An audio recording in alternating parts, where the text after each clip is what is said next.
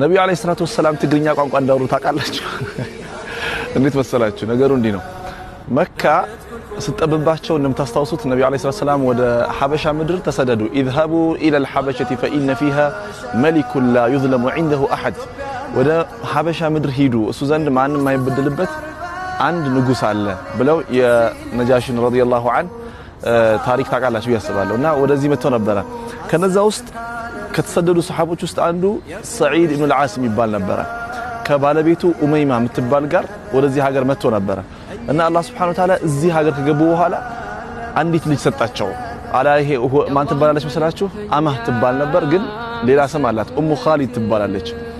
እና ከዚህ ከሐበሻ ወደ መዲና ሲሰደዱ ወይ ደግሞ ሲመለሱ ምን አለ ነጃሺ በሊጉ عني رسول الله صلى الله عليه وسلم ለነብዩ ሰለላሁ ዐለይሂ ወሰለም ሰላምታ አድርሱልኝ ብሎ ነግሮ ነበር ነጃሺ ማለት ነውና የነጃሺን ሰላምታ ካደረሱ ሰዎች ውስጥ አንዱ ያቺ ትንሽዬዋ ልጅ ነበረች። ሲሸኛቸው እቺ ማናት ኡሙ ኻሊድ ሰምታ ነበረ ለነብዩ ሰለላሁ ዐለይሂ ወሰለም ሰላምታ አድርሱልኝ የሚለው ማለት ነውና መዲና ከደረሱ በኋላ እሷን ይዟት የሐበሻ ልብስ ለብሳ ነብዩ ሰለላሁ ዐለይሂ ወሰለም ይዘይሩ ሄዱ።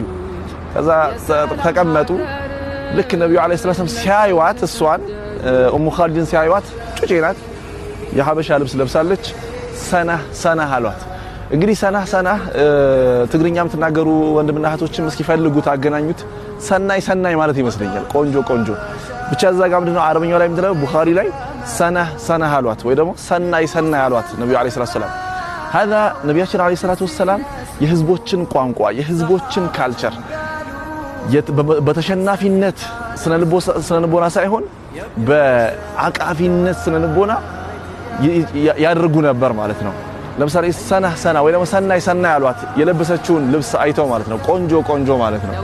ሁለተኛ ሶስተኛ ነገር ደግሞ አቀፏት ነብያችን አለይሂ ሰላቱ ወሰለም ኡሙ ኻሊድን። ከዛ ኻተመ ንቡዋቸው ነው ወይ ደግሞ የነብይነት ማህተም አላቸው እዚህ ጋር ነብዩ አለይሂ ሰላቱ ወሰለም እሱን ትጫወትበት በዚህ በልጋጓ ትነካካው ምናምን ጀመርና አባቷ ደነገጠና ተያላት ነብዩ አለይሂ ሰላቱ ወሰለም ተዋት አለች።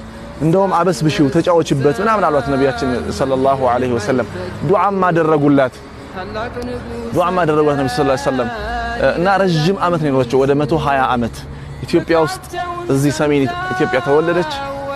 እዛ ሄደች ነብዩ አለይሂ ሰላምታ አደረሰች። የነጃሺን ሰላምታ 120 አመታት ኖራ ነው የሞተችው ይላሉ እቺ ሰሃቢት ማለት ነው ረዲየላሁ ተዓላ